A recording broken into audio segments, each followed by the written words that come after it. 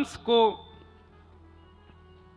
नारद जी महाराज ने जाकर के धनुर्यज्ञ करने की सलाह दी। कंस ने धनुर्यज्ञ किया और कृष्ण बलराम को अतिथि के रूप में धनुर्यज्ञ में बुलवाया अक्रूर जी के द्वारा। अतिथि कैसे? बोले हम धनुर्यज्ञ कर रहे हैं और उस धनुर्यज्ञ के मेला में हम ब्रजमंडल के उन लोगों को पुरस्कृत करना चाहते हैं जिन्होंने व्रज की सेवा की है। नगरों में ऐसे कार्यक्रम होते रहते हैं, इन्होंने अपनी गली बहुत साफ रखी है, इनको पुरस्कार देंगे, इन्होंने हमारे नगर के लिए ये किया, इनको पुरस्कार देंगे, ऐसा होता रहता है। तो उसी भाव से कंस ने कृष्ण बलराम को बुलवाया कि हमने सुना है इन्होंने व्रज की बड़ी रक्षा की, बड़े बड़े राक्षसों को मारा, गिरिराज पर्वत उठाया, कालिया नाग को भगाया, व्रज की सेवा की है, इसलिए हम इनको पुरस्कृत करना चाहते हैं। ब्रजवासी सब कहने लगे हमें तो यूं लगती कि सबरे राक्षस कंस नहीं भेजे हैं, लेकिन अपने द्वारा भेजे गए राक्षसों को मारने वालों को पुरस्कार दे रहा है, तो इसका मतलब हो सकता है कि राक्षस कंस ने नहीं भेजे। यही तो कंस चाहता है, बताना। स्वयं राक्षस भेजने के बाद राक्षस मारने वालों को पुरस्कार देकर के वो सबके मन में ये भाव प्रकट करवाना चाहता है कि मैंने राक्षस नहीं भेजे थे, नहीं तो मैं पुरस्कार क्यों दूंगा। तो लोगों के मन में संशय आ गया कि कंस अच्छा है, भला है कि बुरा है, ये पुरस्कार क्यों दे रहा है। पर कई बुद्धिजीवी समझ भी रहे थे कि भाई ये सब कंस की चाल है, हम सबके मन में अच्छी छवि बनाने के लिए। हम लाला को नहीं भेजेंगे, हमारा लाला नहीं जाएगा। जब सबने मना कर दिया तो ठाकुर जी ने मन पर पत्थर रखा। जाना तो ठाकुर जी भी नहीं चाहते, लेकिन ठाकुर जी ने विचार किया अगर मैं व्रजमंडल से नहीं गया तो आगे की लीला कैसे होगी। हृदय पर पत्थर रख के ठाकुर जी ने यशोदा मैया से कह दिया, मैया दुनिया के बालकों को पुरस्कार मिलते हैं, दुनिया के बालकों को उपहार मिलते हैं, लेकिन आज जब मुझे उपहार मिलने की बारी आई तो आप सब मना कर रहे हो। मैं भी जाऊंगा मथुरा, मैं लेके आऊंगा पुरस्कार। अरे मैं केवल उखल में बंधवे के काजे रखो है का, मोए मोए गारी देवे के काज, मोए मारवे के काज, मोए छड़ी दिखावे के काज रखो है। आज जब इतने दिनों बाद मुझको पुरस्कार मिलने वाला हो तो सब एक लंगते मना कर रहे हैं कि नहीं जाएगा लाला, मैं तो जाऊंगा। तो सब ब्रजवासियों को पीड़ा हुई कि नहीं, लाला को ऐसा लग रहा है कि हम उसको पुरस्कार नहीं दिलवाना चाहते, पर वास्तविकता तो यह है कि कंस पर हमें भरोसा नहीं है। नहीं लाला तो निश्चित जा, लेकिन कब आएगा? बोले मैं परसों आ जाऊंगा। और श्री ठाकुर जी निकल गए वृंदावन से। है तो बहुत करुण प्रसंग।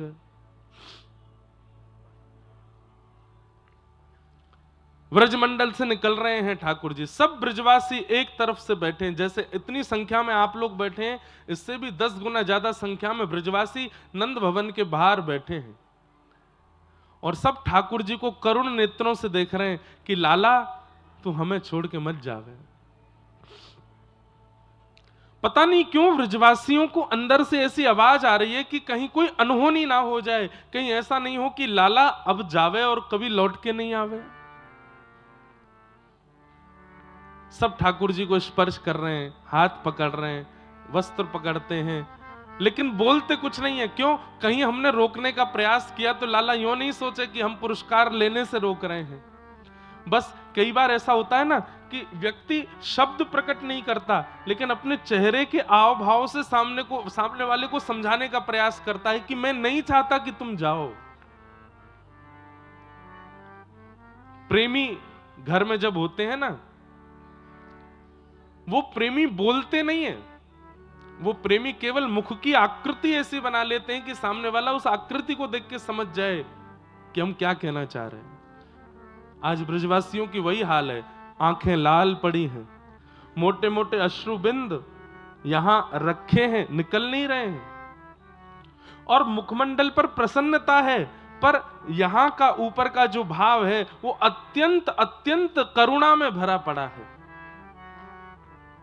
और सब मानो बिन बोले बोल रहे हैं कि कन्हैया हमें छोड़ के मत जावे। बिना बोले ठाकुर जी सबके पास जाते हैं। अरे तू ऐसे काहे को हीरो है, मैं परसों आ जाऊंगा। अरे मथुरा कोई दूर थोड़ी है, यहाँ 6 किलोमीटर है, अभी जाऊंगा, परसों तक तो आ जाऊंगा।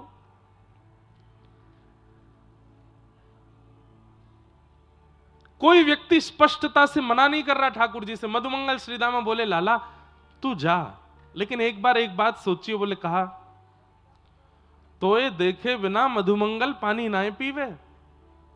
वो सुबह उठते ही तेरे घर आवे और घर आके जब तो को देख लेना, वहां के बाद पानी पीवे, जलपान करे, तू चलो जाएगो, परसों तक बेचारो कैसे जीवेगो।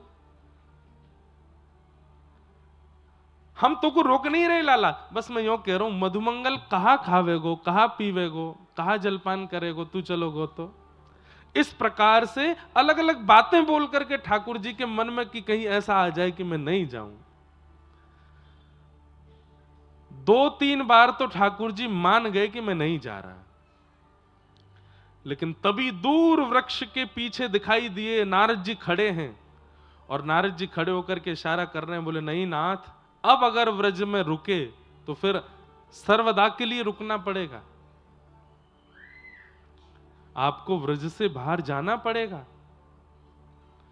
केवल चंद व्रजवासियों का भला चाहते हैं तो यहां रुकिए, लेकिन पूरे ब्रह्मांड का भला चाहते हैं तो आपको आगे की लीला करनी पड़ेगी, मथुरा जाना पड़ेगा, महाभारत का युद्ध कराना पड़ेगा, 16,108 ब्याह करके द्वारिका बसना पड़ेगा, बहुत क्रियाएं करनी है ठाकुर जी, उसके लिए व्रज से निकलना पड़ेगा।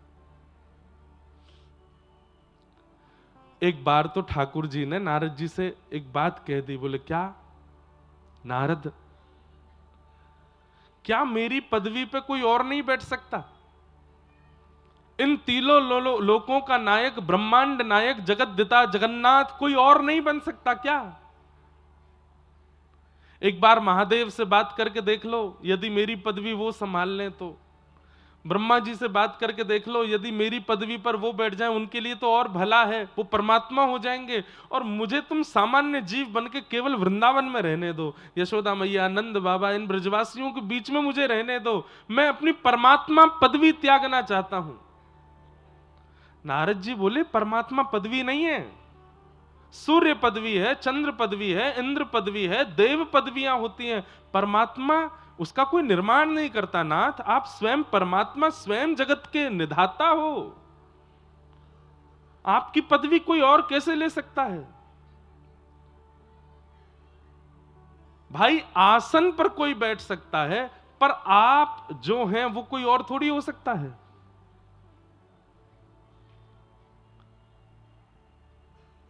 श्री कृष्ण परमात्मा की पदवी नहीं है, श्री कृष्ण ही परमात्मा है, उस पर कोई और कैसे आ सकता है नाथ? सोचिए, व्रज से कितना प्रेम करते हैं ठाकुर जी कि अपने परमात्मा रूप का त्याग करना चाहते हैं।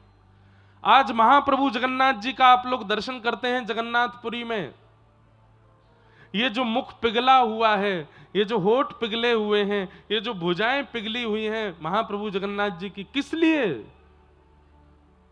व्रजवासियों की याद में। कथा सबको पता होगी, द्वारिका में रोहिणी मैया कृष्ण लीला सुना रही थी कृष्ण पटरानियों को, और उसी समय द्वार पर पहरेदारी कर रही थी सुभद्रा जी कि कहीं कृष्ण ना आ जाएं, और उसी बीच कृष्ण बलराम आ गए। सुभद्रा जी लीला सुनते सुनते नेत्र बंद करके बैठ गई, एक तरफ ठाकुर जी, दूसरी तरफ बलराम जी बैठ गए, और व्रजवासियों की कथा सुनते सुनते ठाकुर जी इतने भाव विह्वल हुए, इतनी करुणा में चले गए, इतने विरह में चले गए कि ठाकुर जी की भुजाएं खड़ी हो गईं, और मानो जैसे ठाकुर जी ऐसे हाथ करने लगे, अरे कोई व्रजवासियों को लियाओ, कोई मेरे नंद बाबा को लियाओ, कोई मेरे सखा मधुमंगल श्रीदामा को लियाओ, कोई मेरी सखीन को ले आओ, ए व्रज की गोपियों को ले आओ, मेरे हृदय से लगा दो, मुझे बहुत पीड़ा हो रही है, मुझे बहुत याद आ रही है।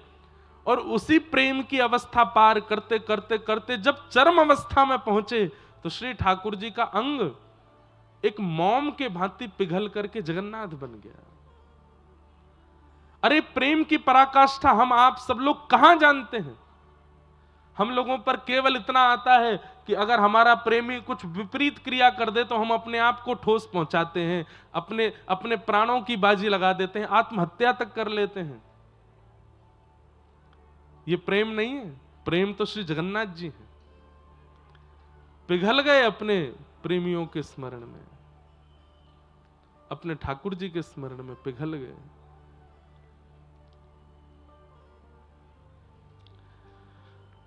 व्रजमंडल से ठाकुर जी रथ में बैठ करके मथुरा प्रस्थान कर गए। सब लोग इधर देखो, ध्यान से कथा सुनो।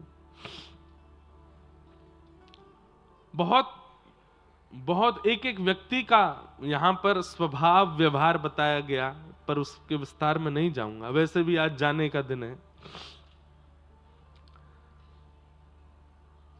मथुरा पहुंचे ठाकुर जी। मथुरा जाकर के कुबलिया पीड़ हाथी का उद्धार किया। तत्पश्चात कुब्जा का उद्धार किया, दर्जी का उद्धार किया, माली का उद्धार किया।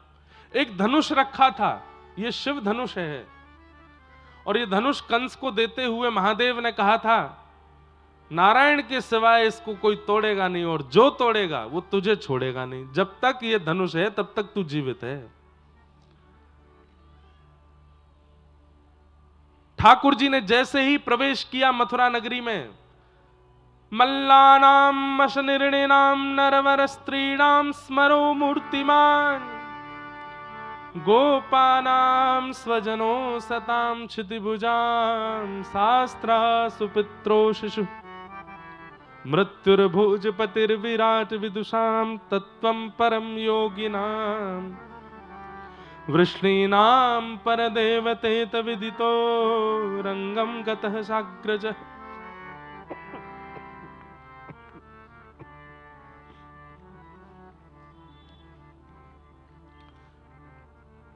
जैसे ही धनुष की ओर देखा, अब यहां शुकाचार्य जी वर्णन कर रहे हैं, बहुत ध्यान से सुनिएगा। ठाकुर जी सबको अलग अलग दिख रहे हैं। मल्लानाम मशनिर्णिनाम नरवर स्त्रीणाम स्मरो मूर्तिमान, बड़े बड़े पहलवानों को ठाकुर जी लग रहे हैं कि ये भी कोई अखाड़े का पहलवान है, जबकि ठाकुर जी 11 वर्ष 56 दिन के हैं बस। लेकिन बड़े बड़े पहलवानों को भी ऐसा लग रहा है कि ये पहलवान ही हैं। स्त्रियों को अपने पति के रूप में दिख रहे हैं, छोटे छोटे बालकों को अपने सखा के रूप में दिख रहे हैं, बिना दांत वाले अम्मा बाबा को ठाकुर जी नाती के रूप में दिख रहे हैं। जिसकी जैसी भावना है वैसे ठाकुर जी दिख रहे हैं। लेकिन 50 सिड्डी ऊपर बैठे हुए महाराज कंस को इतने सुंदर, इतने कोमल ठाकुर जी अपनी मृत्यु के रूप में दिख रहे हैं। घबरा रहा है कंस ठाकुर जी को देख करके। 11 वर्ष का बालक कितना छोटा सा होता है, उसको देख के कोई डर लग सकता है? पर कंस डर रहा है। मृत्युर्भोजपतिर्विराट विदुषाम, तत्वम परम योगिनाम, बड़े बड़े योगियों को, बड़े बड़े साधकों को ठाकुर जी तत्व के रूप में दिख रहे हैं, गंभीर। जैसे ही भगवान ने प्रवेश किया, सामने एक धनुष रखा था, तो ठाकुर जी ने बलराम जी से कहा, दाऊ दादा? बोले हाँ। पिछले अवतार में हमने तोड़ा था, इस अवतार में आप तोड़ दो। धनुष है बढ़िया, सामने धरो, प्रत्यंचा चढ़ाओ, तोड़ दो। दाऊ दादा बोले, लाला तू बड़ा चतुर है। बोले क्यों? पिछले अवतार में बहु मिलवे वारी हमारे स्वयं ने तोड़ दियो, या बार राक्षस मारनो तो मुझे कह रहो कि आप तोड़ दो। सबसे अच्छे सखा ठाकुर जी के कौन है पता है? श्री बलराम जी महाराज। बड़ी पटती है दोनों में। ठाकुर जी उनसे डरते भी हैं, उनको छेड़ते भी हैं। अभी एक आध कथा हमने सुनाई नहीं, बीच में ऐसी मधुर मधुर कथा है। इतना छेड़ते हैं बलराम जी को ठाकुर जी, और जब उनको क्रोध आता है तो चुपचाप बैठ जाते हैं। ना मैंने तो ना कियो ऐसो। दाऊ दादा बोले, लाला ज्यादा चतुर मत बने, चल चुपचाप उठा, धनुष तोड़ दे। नहीं भैया आप ही तोड़ो। धीमे से बलराम जी कान के पास गए। बोले बहुत दिन है गए लाला, वंशी में ही देखो है, आज इच्छा है रही है एक बार धनुष उठा करके नेक एक बार वही रूप दिखा दे। राजीव नेत्रम रघुवंशनाथम, कारुण्य रूपम करुणाकरंतम। आज एक बार राघव बन जा। जैसे ही धनुष पर हाथ रख करके जैसे ही उठाने लगे श्री कृष्ण, एक क्षण के लिए मानो बलराम जी भूल गए कि मैं बड़ा भाई हूं। तुरंत घुटनों पर बैठ गए, हाथ जोड़ करके लखन लाल जी के रूप में आ गए, श्री चरणों में प्रणाम करने लगे। जय हो मेरे रघुनंदन श्री राम की जय हो। वही छवि है, वही छटा है, वही अदा है। अरे धनुष उठाने का भी तरीका बदला नहीं है। जैसे जनक जी की सभा में उठाया था वैसे ही ठाकुर जी ने वह उठाया, वैसे ही नेत्र ऊपर किए हैं। अरे कहां तक कहें, आज पोशाक भी वैसी ही पहनी है ठाकुर जी ने जैसी जनक जी की सभा में पहन के गए थे। अपने जन के कारण कृष्ण भय रघुनाथ। आज बाल कृष्ण प्रभु राघव बन गए। दोनों के रूप में अंतर थोड़ा ही है। आंखों की पलकों के बाल भी वही है जो त्रेता में था, बिल्कुल अंतर नहीं है। वही राम कृष्ण बन के आए।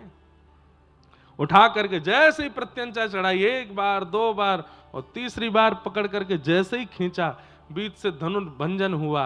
आकाश में बादल गरजना करने लगे, पृथ्वी डामाडोल होने लगी, समुद्र में उफान भरने लगे। यमुना जी की नदी में मानो जैसे समुद्र जैसी लहरें प्रकट होने लगी। कंस का सिंहासन हिलने लगा। क्या हुआ?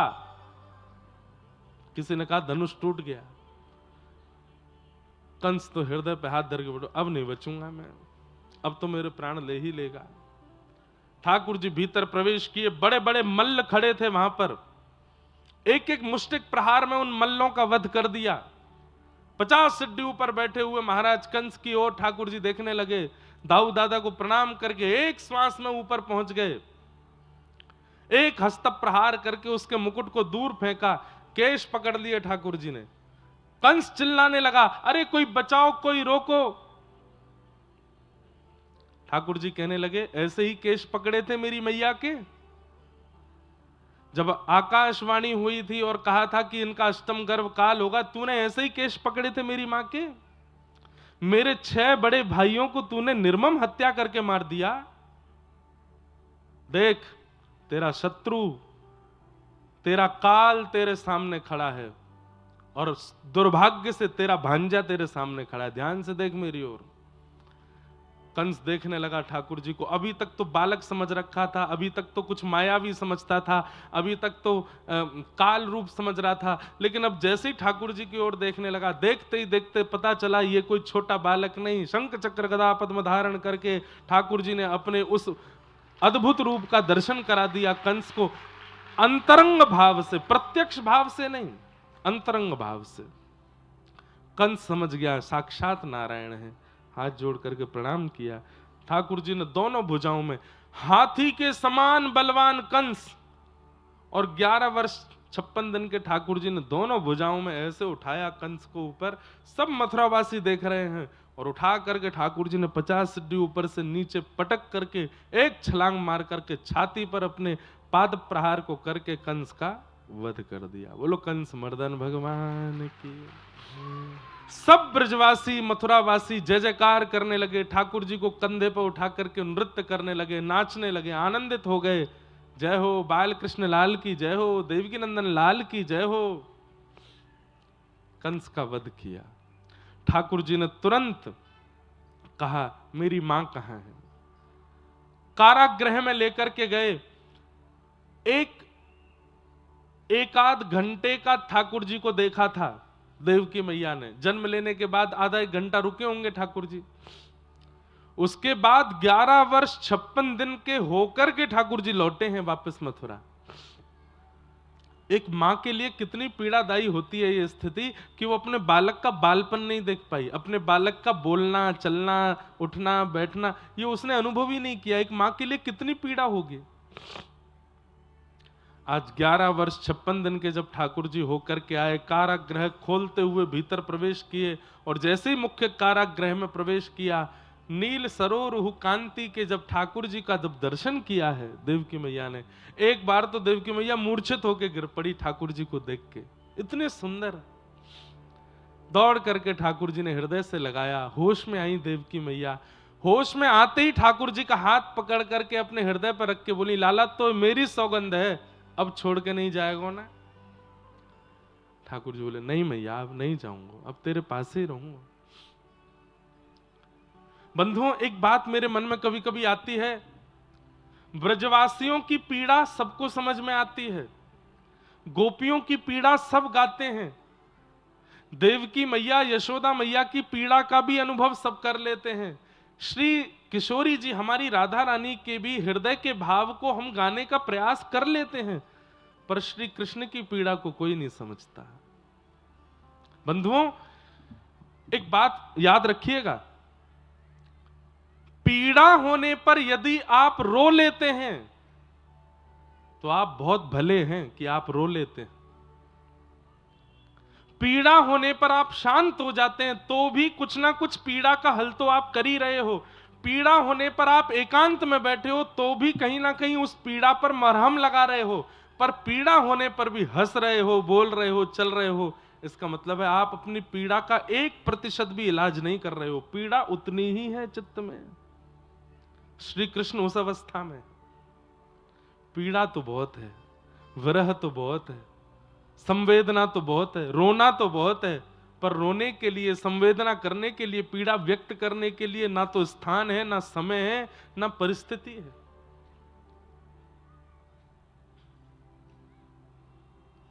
वृंदावन के श्री कृष्ण सदैव त्रिभंगी बनकर के खड़े होते हैं, त्रिभंग लली ऐसे खड़े होते हैं, दोनों भुजाएं टेढ़ी करके खड़े होते हैं। क्यों? क्योंकि पता है कि अगर लड़खड़ाया तो या तो श्रीदामा आ जाएगा, या मधुमंगल आ जाएगा, या ललिता जी, विशाखा जी मुझे संभालने के लिए आ जाएंगी। वृंदावन से जाने के बाद ठाकुर जी सीधे ही खड़े होते हैं, क्योंकि पता है अब कोई नहीं आएगा।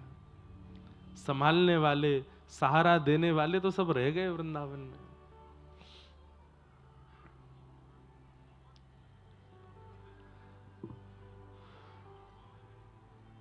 ठाकुर जी ने अपने नाना कंस के पिता उग्रसेन को राजा बनाया मथुरा का, और मथुरा का राज सिंहासन देकर के पिताजी माताजी से जाकर के आज्ञा ली है, क्या?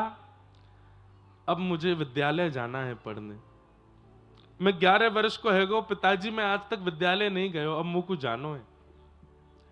तब श्री वसुदेव जी महाराज ने सांदीपनी उपाध्याय जी के यहां पर ठाकुर जी को पढ़ने के लिए, अध्यापन के लिए भेजा। कहां? अवंतिका, मध्य प्रदेश के उज्जैन में ठाकुर जी पढ़ने आए, और यहां सांदीपनी विद्यालय में ठाकुर जी ने अध्यापन किया, अध्ययन किया, और वहां अध्ययन करते समय ठाकुर जी को सुदामा नाम के मित्र की प्राप्ति हुई। कुछ वर्ष तक गुरुदेव के यहां अध्ययन करने के बाद ठाकुर जी वापस लौट करके मथुरा गए। ऐसा भव्य दिव्य स्वागत हुआ ठाकुर जी का मथुरा में, लेकिन अब ठाकुर जी शांत रहने लगे हैं। अब वो चंचलता, अब वो चपलता, अब वो थोड़ा जो स्वभाव ठाकुर जी का ऊधम वाला था, अब वो बहुत शांत हो गया है जब से ब्रज से आए हैं। मथुरा में ठाकुर जी पहुंचे। वृंदावन में ठाकुर जी का नाम है कृष्ण, गोविंद, गोपाल, मदन मोहन, कन्हैया, कनुआ, लेकिन अब ठाकुर जी का नाम क्या हो गया? गौ ब्राह्मण प्रतिपालक मधुराधिपति देव की नंदन वसुदेव नंदन श्री कृष्ण चंद्र महाराज की जय। और ये नाम ठाकुर जी को इतना बुरा लगता है, कान पकड़ के ठाकुर जी बैठते हैं, बोले मुंह को भाई ना रहो। वो छोटे छोटे 3 अक्षर 2 अक्षर के नाम कहां हैं? बंधुओं, एक बात तो माननी पड़ेगी कि प्रेम विस्तार में नहीं होता, प्रेम सूक्ष्मता में होता है। जहां विस्तार करके प्रस्तुति की जा रही हो, समझ लीजिएगा कि ये कहीं ना कहीं आपको आकर्षित करने की योजना है, और जहां पर सामान्य सूक्ष्मता से कुछ प्रस्तुत किया जा रहा हो, समझ जाओ कि यही असली भाव है, यही मूल विषय है। शांति दूत बनकर के गए थे भगवान दुर्योधन के यहां पर, 56 भोग सजाए थे दुर्योधन ने ठाकुर जी को पवाने के लिए। क्यों? ताकि 56 भोग और इतनी व्यवस्था देख करके कृष्ण ये कह दें कि मैं कौरवों के पक्ष में रहूंगा। सब लोग इधर देखो, ध्यान से सुनो।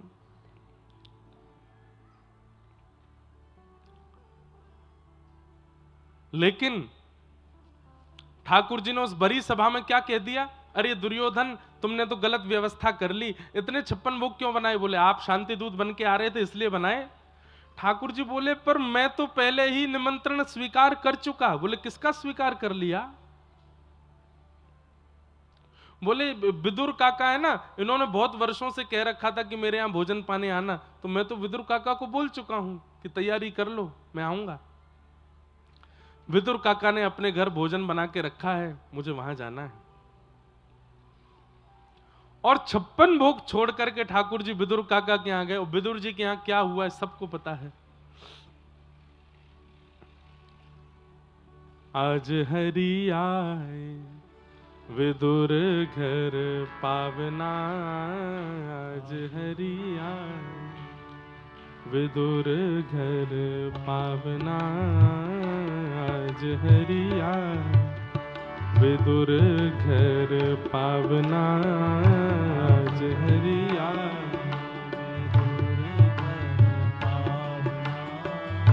विदुर नहीं घर थी विदुरानी, विदुर नहीं घर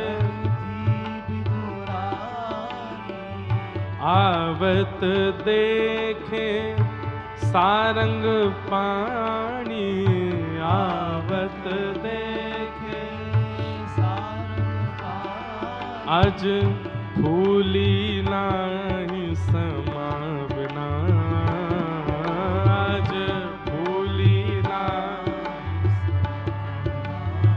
ओ, आज हरि आए विदुर घर पावना, आज हरि आए विदुर नहीं घर थे विदुरानी, आवत देखे सारंग पानी, आज फूली नाही समावना। क्या किया, पाटा उल्टा बिछा दिया, छिलके खिलाए ठाकुर जी को, और ठाकुर जी नेत्रों में अश्रु भर के पा रहे हैं प्रेम से। इसका मतलब क्या है, विस्तार में प्रेम प्रस्तुत नहीं होता, विस्तार में कहीं ना कहीं स्वार्थ है, और वो स्वार्थ से आपको रिझाना चाहते हैं। सब लोग भैया इधर देख लो, ने का देर में हम चले जाएंगे बस, फिर उसके बाद इधर उधर खूब देखते रहना, नेक देख लो। कई बार हम कई जगह जाते हैं, लोग बुके देते हैं बड़े बड़े फूल, महाराज उनमें 100 फूल हैं, 150 फूल हैं, कई एक तो परसों तरसों माला पहनाई, मैं जैसे 2 आ जाए इतनी बड़ी माला, कहीं कुछ कहीं कुछ कहीं कुछ, इतना सब लोग सामग्री देते हैं। पर एक दिन हम कहीं जा रहे थे, तो एक छोटी सी बालिका वो आई, एक पॉलिथिन थी, एक रैपर जैसा था, उसको दिया मैंने कि क्या है इसमें, बोले मैंने टमाटर लगाया था कुछ दिन पहले, थोड़ा बड़ा हुआ तो मैंने सोचा आपको तोड़ के दे चलो। इतना सा टमाटर उसमें। अब इतनी बड़ी बड़ी प्रस्तुत करने वाली वस्तु वो आपको आकर्षित करने के लिए होती हैं, वो आपके प्रति कहीं ना कहीं, बुरा नहीं मानिएगा बुक्के देने वाले जो दे चुके अब तक, वो स्वार्थ के लिए होती हैं कि देखो हमने दिया तो महाराज जी इससे रीझेंगे। परंतु वो टमाटर देवे वाली लाली वो हमेशा याद रहेगी, छोटा सा टमाटर, बोले मैंने लगाया था अपने हाथ से, उसमें से हम सोच रहे थे सब ला रहे हैं हम क्या लेके जाएं, तो अपने हाथ का लगे टमाटर निकल ही आया तो वो लेके आए। मैंने कहा वाह बहुत बढ़िया। तो प्रेम करने वाला विस्तृत नहीं, सूक्ष्मता प्रदान करता है। हाँ, इसका मतलब ये नहीं है कि भाई तुम्हारे पास में खूब संपत्ति है, खूब वैभव है, खूब, तो भी तुम यूं सोचो कि नहीं नहीं महाराज जी बोल रहे थे विस्तार में प्रेम नहीं, तो फिर उसको सूक्ष्म ही दो, एक ही रोटी खा लो महाराज जी। आप ही कह रहे थे ज्यादा खिलाएंगे तो आप सोचोगे कि भाई विस्तार में प्रेम नहीं होता। सामर्थ्य भी होती है।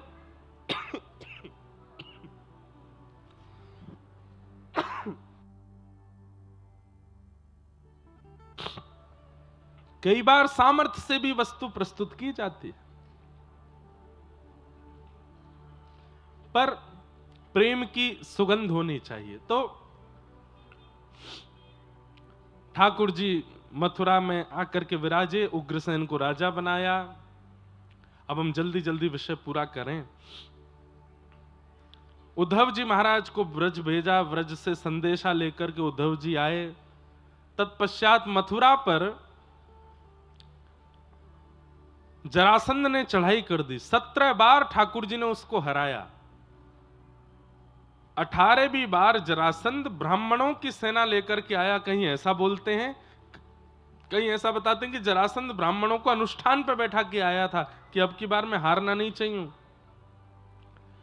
ब्राह्मणों को अनुष्ठान में बैठा देख ठाकुर जी मन में विचार करने लगे कि भैया अब हम जरासंध से युद्ध नहीं करेंगे। क्यों? क्योंकि गौ ब्राह्मण संत वैष्णवों के लिए ही तो मैं आया हूं। अब उन अनुष्ठान करने वाले ब्राह्मणों का अनुष्ठान विफल हो जाएगा यदि मैंने हराया तो 18वीं बार ठाकुर जी रण में युद्ध करते करते करते करते दाऊ दादा का हाथ पकड़े, विश्वकर्मा को आज्ञा की एक नई नगरी बना दो और मथुरा वासियों को वहीं पहुंचा दो। रात रात में विश्वकर्मा ने नई नगरी द्वारिका बना दी, मथुरा वासियों को वहां पहुंचा दिया। प्रातःकाल ठाकुर जी युद्ध करते करते अचानक से हाथ पकड़ करके रण से भाग गए। जरासंध बोला, ए भगोड़े कहां जाता है? रण छोड़ करके कहां जा रहा है? कहां जा रहा है? ठाकुर जी बोले, भैया तू जीत गो, मैं हार गो, मैं जा रहा हूं। और रण छोड़ करके ठाकुर जी भागे। पूरे विश्व में यही प्रचार हो गया। बोले ठाकुर जी क्या हैं? बोले रण छोड़ रहा है। बोलो रण छोड़ रहा है भगवान की। ठाकुर जी का नाम रणछोड़ पड़ गया। अब रणछोड़ एक प्रकार से तो अपमान है ठाकुर जी का, पर अपने ऊपर लगे हुए अपमानजनक शब्दों का ठाकुर जी तुरंत उत्तर नहीं देते, कुछ दिन बाद देते हैं। बंधुओं एक बात सदैव याद रखना, यदि बेवजह लोग आपके ऊपर कलंक लगा रहे हैं उसी समय फड़फड़ाइए मत। थोड़ा धैर्य रखो, थोड़ी शांति रखो। अगर आप सत्य हो, अगर आप शुद्ध हो, सही समय की प्रतीक्षा करो। सही समय आने पर तनिक सा जवाब देना है बस, कि नहीं हमारे ऊपर जो आरोप प्रत्यारोप या जो आप लोगों ने आक्षेप लगाया वो ये है, वास्तविकता ये है। क्योंकि उसी समय यदि आप बोलने लगे तो ज्यादा लोग हावी हो जाएंगे आपके ऊपर। इसलिए कुछ समय शांति रखो, उसके बाद सही समय देख करके उत्तर दो। और ये क्वालिटी पता है हमने किसमें देखी? हमारे भारत के प्रधानमंत्री जी में एक क्वालिटी है। वो हम कोई उनका प्रचार नहीं कर रहे हो, कर भी दें तो क्या बुराई है, भैया हमारे प्रधानमंत्री हैं। लेकिन उनका एक स्वभाव है कि चाहे दुनिया में कुछ हो जाए वो उस समय उत्तर नहीं देते, प्रतीक्षा करते। सही समय आने पर उत्तर भी देते हैं, करके भी दिखा देते हैं। और वही एक अच्छे व्यक्ति का कर्तव्य होता है। एक श्रेष्ठ व्यक्ति ऐसे ही जीवन जीता है। ठाकुर जी ने कोई उत्तर नहीं दिया। रण छोड़ रण छोड़ रण छोड़ रण छोड़ रण छोड़ कहने लगे ठाकुर जी को सब लोग। ठाकुर जी बोलन दो, हाँ हैं हम रण छोड़। माखन चोर बोल दिया, चित चोर बोल दिया, चीड़ चोर बोल दिया, अब रण छोड़ भी बोल दो, कौन सी बड़ी बात है। हमारा उद्देश्य नाम कमाना नहीं है या आपके द्वारा सम्मान या अपमान करवाना नहीं। मेरा उद्देश्य है धर्म की स्थापना, वो मैं करके जाऊंगा। सब रण छोड़ बोलने लगे। अरे विवाद होने लगा, बातें बनने लगी कि बताओ राजाओं के डर के मारे समुद्र के बीच में रहता है भगोड़ा। ठाकुर जी बोले बोल लो, हाँ रहते हैं हम समुद्र के बीच में। अरे हम आज से समुद्र के बीच में रहते हैं, हम नारायण स्वरूप में रंगनाथ बन करके कब कौन से युग से समुद्र के बीच में रहते हैं। समुद्र ही मेरा निलय है, यही मेरा घर है। लेकिन लोगों के बोलने से ठाकुर जी के भाव पर कोई प्रभाव नहीं पड़ा। ठाकुर जी प्रसन्न चित्त थे। तो रेवत राजा की पौत्री के साथ में श्री बलराम जी का विवाह हुआ। हमारे यहां महाराज जी व्रज में ऐसी भाव कहते हैं और एकाध पुराण में भी ऐसा वर्णन है कि द्वारिका नगरी जो ये सोने की है, ये सोने की मढ़वाई किसने है? बोले बलराम जी के विवाह में उनके ससुराल पक्ष ने पूरी नगरी को सोने का मढ़वा करके मानो जैसे विवाह के उपहार के रूप में सोने की नगरी प्रदान की श्री बलराम जी को। इसलिए श्री द्वारिका सोने की नगरी है, ऐसा बोलते हैं। अब आई छोटे भैया की बारी। कौंडन्यपुर के राजा भीष्मक, उनके 5 पुत्र हैं, एक पुत्री है, पुत्री का नाम रुक्मणी है। नारद जी महाराज ने, जो भागवत की कथा है, इतनी सुंदर कथा है कि नारद जी ने ही पूरी योजना बनाई विवाह की। कैसे? कौंडन्यपुर जाकर के ऐसी ऐसी कथा सुनाते। एक दिन रुक्मणी जी को नारद जी ने देखा तो नारद जी समझ गए, बोले ये हैं ठाकुर जी की गृहिणी, इनसे ब्याह होना चाहिए हमारे श्याम सुंदर का। बोले क्या करें? तो रुक्मणी जी के यहां जाकर के भगवान के रस की ही कथा सुनाते थे। ठाकुर जी की चाल ऐसी है, ठाकुर जी के नेत्र ऐसे हैं, ठाकुर जी की वंशी ऐसी है, ठाकुर जी के हाथ ऐसे हैं, ठाकुर जी का मुकुट ऐसा है, और कोई बात नहीं, केवल ठाकुर जी के श्रृंगार का ही वर्णन करते। तो रुक्मणी जी सुन सुन करके स्थिति रुक्मणी जी की ये हो गई, अब तो स्वप्न में भी कृष्ण दिखते हैं, चलते फिरते भी कृष्ण दिखते हैं, सरोवर में भी कृष्ण दिखते हैं, मोर में भी कृष्ण दिखते हैं।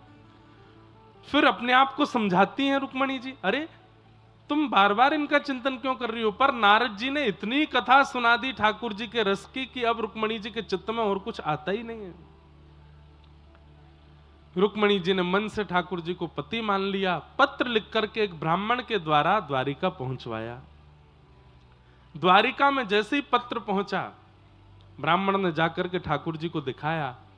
श्रुत्वा गुणान भुवन सुंदर शृण्वतां ते निर्विश्य कर्ण विवरै हरतोंगतापम।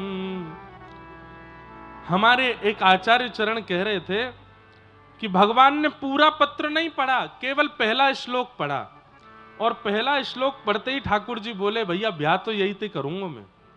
क्यों? रुक्मणी जी ने पहले श्लोक में ऐसा क्या लिखा जिससे ठाकुर जी रीझ गए? तो कहते हैं, रुक्मणी जी कह रही है, श्रुत्वा गुणान भुवन सुंदर शृण्वतां ते, कि हे नाथ मैंने आपको देखा नहीं है, केवल आपको सुना है, और जब से सुना है तब से आपको अपने पति रूप में मान लिया है। तो ठाकुर जी बोले, भैया एक बात प्रमाणित हो गई। बोले क्या? ये जो भी कन्या है ये हमारी कथा सुनने में इनकी बड़ी रुचि है, और कथा सुनने में यदि रुचि है तो इसका मतलब है ये सर्वगुण संपन्न है। कथा यदि भाती है तो बाकी के जितने भी गुण लक्षण होने चाहिए वो सब इनके अंदर विद्यमान होंगे ही होंगे। इसलिए ठाकुर जी ने उनको, अब सोचो हम लोग भी तो कथा ही सुनते हैं, अगर कथा श्रवण में रुचि है तो ये नवदा भक्ति का पहला स्वरूप है। श्रवणम कीर्तनम विष्णु स्मरणम पाद सेवनम अर्चनम वंदनम दास्यम सख्य आत्मनिवेदनम। श्रवण भक्ति यदि चित्त में विराजमान है, इसका मतलब ठाकुर जी को प्रसन्न करने वाला विशेष गुण आपके पास है। रुक्मणी जी के पास ठाकुर जी वहां पहुंच गए कौंडनपुर। रुक्मणी जी देवी पूजा के लिए करने जा रही थी। भरी सभा में ठाकुर जी जैसे ही पहुंचे, सब ठाकुर जी के रूप को देखने में व्यस्त हो गए। रुक्मणी जी की रक्षा करना है ये भूल गए, और श्री ठाकुर जी को वहां से श्री रुक्मणी जी को ठाकुर जी वहां से अपहरण करके अपने साथ द्वारिका ले गए। बाद में वसुदेव जी ने रुक्मणी जी को वापस कौंडन्यपुर भेजा, और बारात की तैयारी करके ठाकुर जी बारात लेकर के कौंडन्यपुर आए, और वहां आकर के श्री ठाकुर जी का रुक्मणी जी के साथ में मंगल विवाह हुआ। बोलो रुक्मणी कल्याण महोत्सव की जय। श्री रुक्मणी कृष्ण विवाह महोत्सव की। भगवान का प्रथम विवाह रुक्मणी जी के साथ में हुआ, दूसरा विवाह ठाकुर जी का जाम्बती, तीसरा सत्यभामा, चौथा मित्रविंदा। इस प्रकार ठाकुर जी के अष्ट प्रमुख विवाह हुए। अब हम जल्दी जल्दी विषय कह रहे हैं। भौमासुर नाम का एक राक्षस था, उसने 16,100 राजकुमारियों को बंदी बना रखा था। भगवान ने वहां जाकर के उनको मुक्त करा करके उनसे भी विवाह किया। 16,108 ठाकुर जी के विवाह हुए। तत्पश्चात भगवान की मधुर लीला चल रही हैं। नारद जी भगवान की दिनचर्या का दर्शन करने आए, ग्रहचर्या का अनुभव किया। सूर्य ग्रहण का समय आया, भगवान द्वारिका वासियों को लेकर के कुरुक्षेत्र गए, और वहां पर 100 वर्ष बाद, 100 साल बाद ब्रजवासियों से ठाकुर जी मिले। इतना करुण प्रसंग है, व्रज द्वारिका मिलन महोत्सव। सूर्य ग्रहण का समय, ठाकुर जी की अर्चना चल रही थी, सहस्त्रार्चन चल रहा था भगवान का। बड़े बड़े वेदज्ञ ठाकुर जी के चरणों में पुष्प, कमल पुष्प, तुलसी अर्चन कर रहे थे। और उसी समय किसी ने धीमे से कान में जाकर के कह दी, लाला ब्रजवासी आए हुए हैं यहां पर। जैसे ही ठाकुर जी ने सुना कि कुरुक्षेत्र में ब्रजवासी आए हैं, व्याकुल हो गए। वहां ब्रजवासियों को पता चली कि लाला यही हैं कुरुक्षेत्र में, तो नंद यशोदा दोनों व्याकुल होकर के ठाकुर जी से मिलने के लिए गए हैं। यशोदा मैया जैसे ही सभा में आई, ठाकुर जी तो भूल गए मैं कौन हूं, कूद पड़े अपने सिंहासन से और दौड़ करके जाके मैया की गोद से लिपट गए। इस समय ठाकुर जी की अवस्था कितनी है? 111-12 वर्ष के हैं ठाकुर जी, और यशोदा मैया कितने साल की हैं? लगभग 200 वर्ष की हैं यशोदा मैया। अत्यंत वयोवृद्ध अवस्था में यशोदा मैया, लेकिन ठाकुर जी की अवस्था 111 वर्ष है। इसका मतलब यह नहीं कि ठाकुर जी की दाढ़ी मूंछ है। ठाकुर जी देखने में अभी भी 16 वर्ष के ही हैं। भगवान 16 वर्ष से ऊपर की अवस्था में कभी प्रवेश नहीं करते शरीर से। हम लोगों के दाढ़ी मूंछ निकल आती है, हम लोगों के झुर्रियां पड़ने लगती हैं, हम लोगों के शरीर। ठाकुर जी सदा 16 वर्षीय रहते हैं। कुमार अवस्था से ऊपर नहीं जाते ठाकुर जी, युवा अवस्था में प्रवेश नहीं करते। दौड़ करके ठाकुर जी यशोदा मैया की गोद में लिपट गए। भगवान की 16,108 पत्नियां, भगवान के पुत्र पुत्रियां, उनके भी पुत्र मतलब नाती पोते भी हैं ठाकुर जी के। सब लोग इधर देखो। और उन सब के बीच यशोदा मैया के अंक से लिपट करके ठाकुर जी छोटे बालक की तरह मैया की छाती को टटोल रहे हैं और कह रहे हैं मैया मुझको भूख लगी, दूध पिवाए दे। और उस अवस्था में जहां चारों ओर द्वारिकाधीश की जय जयकार हो रही है, बीच आंगन में बैठ करके वयोवृद्ध यशोदा मैया के अंक से लिपट करके ठाकुर जी दुग्ध पान कर रहे हैं। रुक्मणी, मित्रविंदा, जामवती, ये सब देख करके आश्चर्यचकित हो रही हैं। ये हमारे पति हैं, ये परमात्मा हैं, ये भगवान हैं, ये द्वारिकाधीश हैं। मैया को देख करके इतने व्याकुल हो गए कि उनके पयोधर का पान कर रहे हैं इस अवस्था में। और आश्चर्य की बात यह नहीं कि ठाकुर जी पयोधर का पान कर रहे हैं, आश्चर्य की बात यह थी कि यशोदा मैया के वक्ष से दुग्ध प्रकट भी हो रहा है। क्यों? क्योंकि लाला के प्रति करुणा इतनी। अद्भुत है बंधुओं। प्रेम का स्वरूप स्वभाव जानना हो तो कभी व्रज के भाव विस्तार से सुनो। मैया ने कही लाला अब तू बड़ो है गोय, ऐसे दूध नाए पी में, चल उठ जा। ठाकुर जी उठ के बैठ गए। भगवान ने एक एक पत्नी से मिलवाया यशोदा मैया को। ये मेरी पत्नी रुक्मणी, मित्रविंदा, जामवती आदि आदि सबसे मिलवाया। अद्भुत ब्रज द्वारिका मिलन हुआ। किशोरी जी से मिलने ठाकुर जी गए और कुरुक्षेत्र में ठाकुर जी का किशोरी जी के साथ रास विहार हुआ। आज किशोरी जी ने ठाकुर जी का मुकुट उतार दिया, आभूषण उतार दिए, बोले कि बहुत द्वारिकाधीश बन लिए, चलो वापस व्रज के नंदन बनाते हैं। सिर पर फेंटा बांधा, मोरपिच्छ लगाया, पत्रावली का श्रृंगार किया, हाथों में सुंदर पुष्प बांधे, गले में बनमाली हार पहनाया और कुरुक्षेत्र की भूमि पर ठाकुर जी ने किशोरी जी के साथ पुनः रास किया। अद्भुत है व्रज के प्रसंग। व्रज द्वारिका मिलन, पुनः द्वारिका के लोग वापस द्वारिका आ गए। और एक प्रसंग और आता है, बहुत ध्यान से सुनिएगा। जब व्रज द्वारिका मिलन कुरुक्षेत्र में 100 वर्ष बाद हुआ, तब ब्रजवासी और द्वारिका वासियों की जब भेंट हुई तो ब्रजवासियों ने द्वारिका वासियों से कहा कि देखो अब लाला द्वारिका वासी है गए हो, आप लोगों के बीच में रह गो, लेकिन हमारी फिर भी प्रार्थना है कि एक बार हम श्याम सुंदर को एक बार व्रजमंडल ले जा सकें, आपकी आज्ञा हो तो। 100 वर्ष हो गए हैं। तब द्वारिका बोले अरे श्याम सुंदर नहीं, हम भी चलेंगे, व्रज वृंदावन का दर्शन करके आएंगे। तब ब्रजवासियों ने पहली बार रथ का निर्माण किया और उस रथ में श्याम सुंदर बैठे हैं, वसुदेव देवकी बैठे हैं, नंद यशोदा बैठे हैं। सुंदर दिव्य रथ निर्माण किए। एक रथ बलराम जी का निर्माण हुआ, एक रथ सखियों का निर्माण हुआ जिसमें सुभद्रा जी बैठी हैं। और उस रथ को खींचते हुए ब्रजवासी और द्वारिकावासी वृंदावन लेकर के गए। उसी कथा का चिंतन हुआ जब जगन्नाथपुरी में। तब इंद्रद्युम्न राजा ने यह घोषणा की कि साल में एक बार ठाकुर जी अपनी मैया से मिलने गुंडीचा आएंगे। तो वैसे ही आएंगे। बोले कैसे? बोले ये जो श्री मंदिर है जहां जगन्नाथ जी अभी विराजते हैं, बोले ये द्वारिकापुरी है, और जहां ठाकुर जी रथ में बैठ करके जाते हैं गुंडीचा, ये वृंदावन है। तो जिस प्रकार ब्रजवासी द्वारिकावासी रथ खींच करके लेकर के उस काल में गए थे, वैसे ही अब कलयुग में भी ठाकुर जी रथ में बैठ करके वृंदावन जाया करेंगे।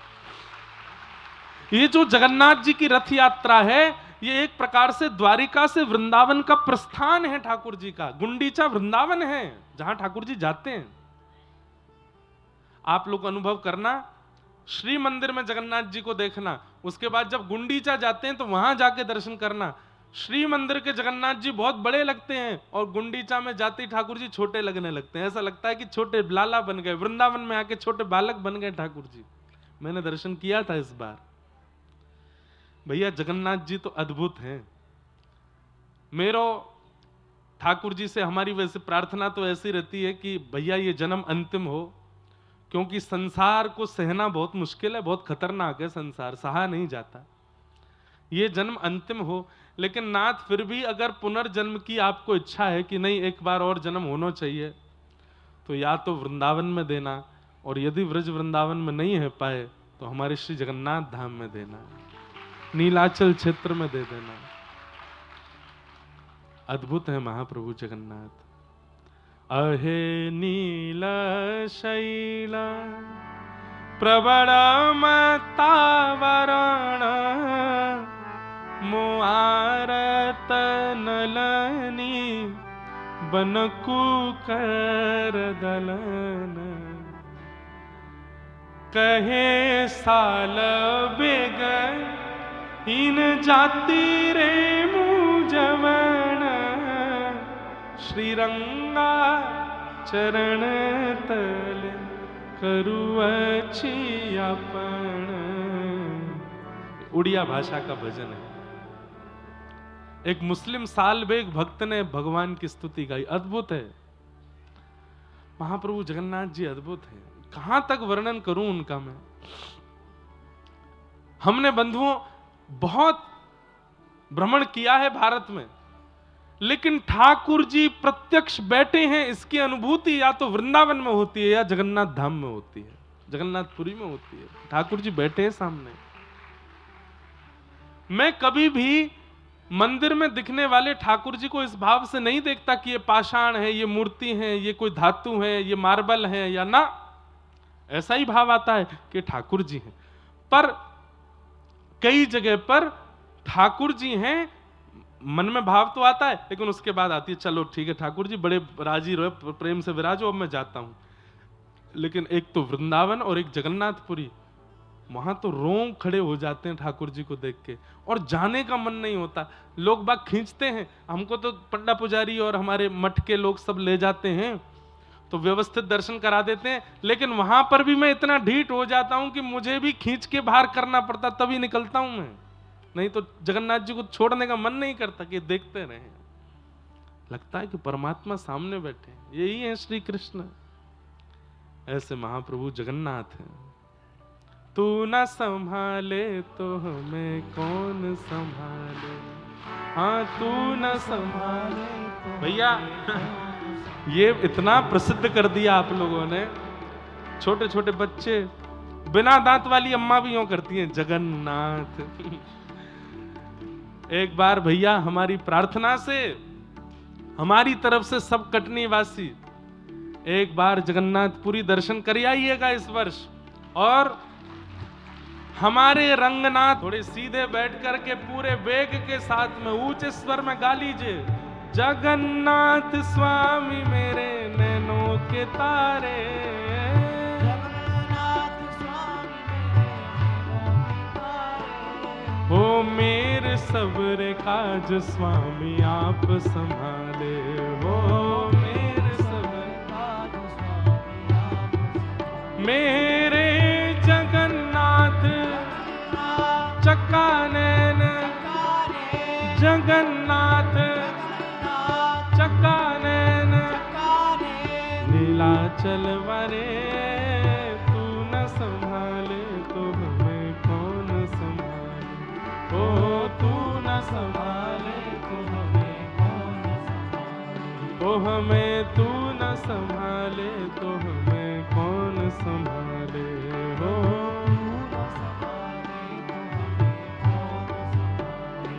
हे तुम्हें छोड़ जाऊं अब मैं किसके दुआरे, तुम्हें छोड़ जाऊं अब मैं किसके दुआरे, हाँ तुम्हें छोड़ जाऊं अब मैं किसके दुआरे, तुम्हें छोड़ जाऊं किसके दुआरे, क्योंकि तू न संभाले तो हमें कौन संभाले हो। तू न संभाले तो हमें कौन संभाले, हे तू न संभाले हो। तू न संभाले तो हमें कौन संभाले। मेरे प्रभु जगन्नाथ जगन्नाथ चक्का नैन, चक्काने, ओ जगन्नाथ जगन्नाथ चक्का नैन। चक्काने, ऐसे नहीं गाओ, ऐसे है महाप्रभु जगन्नाथ, ये मुद्रा बना लो अब। हे जगन्नाथ जगन्नाथ चक्का नैन, चक्काने, हे जगन्नाथ जगन्नाथ चक्का नैन। चक्काने, नीलाचल वारे तू न संभाले तो हमें कौन संभाले, ओ तू न संभाले तो हमें कौन संभाले। हे बलभद्र सुभद्रा संग आप विराजे, बलभद्र सुभद्रा संग आप विराजे, हे बलभद्र सुभद्रा संग आप विराजे। बलभद्र सुभद्रा संग आप विराजे, हे भक्तों के दुख दर्द आप संभाले हो, भक्तों के दुख दर्द आप संभाले, हे भक्तों के दुख दर्द आप संभाले हो। भक्तों के दुख दर्द आप संभाले। हे जगन्नाथ चक्का नैन, हे जगन्नाथ चक्का नैन। ओ नीलाचल वारे तू न संभाले तो हमें कौन संभाले हो। तू न संभाले तो हमें कौन संभाले, हाँ तू न संभाले तो हमें कौन संभाले हो। तू न संभाले तो हमें कौन संभाले, हे तू न संभाले तो हमें कौन संभाले हो। तू न संभाले तो हमें कौन संभाले। बैठ जाओ, सब लोग बैठ जाओ। ठाकुर जी की ऐसी मधुर लीला हुई। तत्पश्चात भगवान के सखा श्री सुदामा जी से ठाकुर जी का मिलन हुआ और सब लीलाएं हुई। भगवान ने यदुवंशियों को खूब समझाया कि भैया संतों का अपमान मत करना, नहीं तो मैं रक्षा नहीं करूंगा। शाम्ब को साड़ी पहना करके संतों का अपमान किया। संतों ने शाप दे दिया कि इसके गर्भ से लोहपिंड जन्म लेगा, संपूर्ण यदुवंश नष्ट होगा। और देखते ही देखते यह हो गया। यदुवंश के नाश का कारण यदुवंशी ही बन गए। दाऊ दादा क्षीर सागर में प्रवेश कर गए। भगवान एक वटवृक्ष के नीचे बैठ कर के ज्ञान उपदेश करते हुए तिरोधाय प्रविष्टोयम श्रीमद् भागवतार्णवम, अपनी लीला को संवरण करते हुए श्री ठाकुर जी भगवत धाम को प्रस्थान कर गए। उद्धव जी महाराज को बद्रीनाथ भेज दिया। श्री अर्जुन जी वृंदावन जा रहे थे कृष्ण पटरानियों को लेकर के, पर ठाकुर जी ने बीच मार्ग में आके अपहरण कर लिया। तत्पश्चात सब लीलाएं चलती रहीं। यहाँ पांडवों ने स्वर्गारोहण किया। अपने वंशधर परीक्षित को राज्य गद्दी पर बिठाया। परीक्षित के द्वारा एक अपराध हो गया जिसके कारण 7 दिन में मरने का श्राप लगा। सुखदेव जी ने आके कथा सुनाई। आज 7वां दिन कथा विश्राम हुई। तक्षक सर्प ने आकर के परीक्षित का स्पर्श किया। 5 भौतिक देह जल करके नष्ट हुआ और उनकी दिव्य आत्मा रथ एक विमान में आरूढ़ होकर के भगवत धाम को प्रस्थान कर गए। बोलो भक्तवत्सल भगवान की। मार्कंडे ऋषि को प्रलय कालीन दर्शन आदि आदि सब कथाएं हैं, सबको हम प्रणाम करते हैं। बंधुओं, आप सब कटनी वासियों को बारंबार वंदन करते हैं। श्रीमद् भागवत जी के 2 श्लोक हैं, लेकिन मैं उनका वाचन बाद में करूंगा। उससे पहले मेरी प्रार्थना है कि हमारे पूज्य महाराज जी, स्वामी जी महाराज अपना आशीर्वाद एक बार दे दें। कोई भी व्यक्ति श्रीमद् भागवत जी के इन 2 श्लोकों का वाचन किए बिना यहाँ से नहीं जाएं। अंतिम श्लोक हम लोग बोलेंगे, उससे पहले